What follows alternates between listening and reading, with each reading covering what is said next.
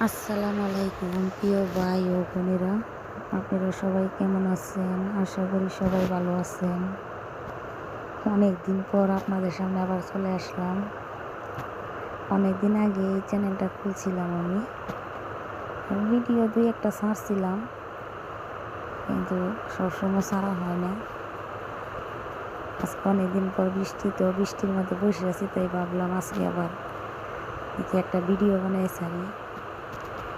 আজকে দুপুরে আমি কি রান্না করলাম সেটাই আপনাদের সামনে শেয়ার করার লেগে নিয়ে আসলাম। আজকে আমি কচু শাক রান্না করতেছি। তারপর আপনার বিমাতিতা শাক আলু দিয়ে ভাজি করব। অনেকেই বলবেন এটা কি শাক, এটাকে আমরা গ্রামের ভাষায় বলি বিমাতিতা। সেটাই আলু দিয়ে ভাজি করতেছি। তারপর আপনার আলু দিয়ে ডাঁটা দিয়ে মাছ রান্না করব। তবে আপনারা অনেকেই ভাবতেছেন অনেক দিন পরে পরে একটা ভিডিও নিয়ে আসে, তারপর কোথায় যেন হারিয়ে যায়।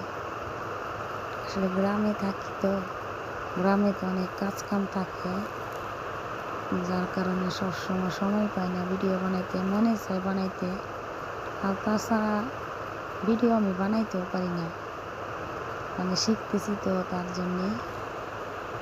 আমার ভিডিওগুলো যদি আপনার ভালো লাগে আপনাদের কাছে, আপনারা সবাই আমার পাশে থাকেন।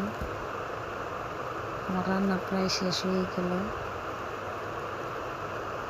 দেখেন আমরা গ্রামে কিভাবে রান্না করি, গ্রামে থাকি, গ্রামের মানুষরা কিভাবে খায় কি করে, তাই আপনাদের সামনে শেয়ার করতে চাই। আপনারা সবাই আমার পাশে থাকেন, সবাই দোয়া করেন যাতে আমি এই ভিডিওগুলো বানাইতে পারি, আপনাদের সামনে যাতে নিয়মিত যাতে আসতে পারি। তো আমার রান্নাটা হয়ে গেছে, কেমন হইলো আপনারা সবাই আমার জানাইয়েন। আসসালামু আলাইকুম প্রিয় ভাই ও বোনেরা, আপনারা সবাই কেমন আছেন? আশা করি সবাই ভালো আছেন।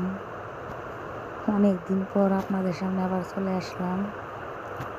অনেক দিন আগে এই চ্যানেলটা খুলছিলাম আমি, ভিডিও দুই একটা ছাড়ছিলাম, কিন্তু সবসময় ছাড়া হয় না। আজকে অনেকদিন পর বৃষ্টির মধ্যে বসে আছি, তাই ভাবলাম আজকে আবার দেখি একটা ভিডিও বানিয়ে ছাড়ি। আজকে দুপুরে আমি কি রান্না করলাম সেটাই আপনাদের সামনে শেয়ার করার লেগে নিয়ে আসলাম।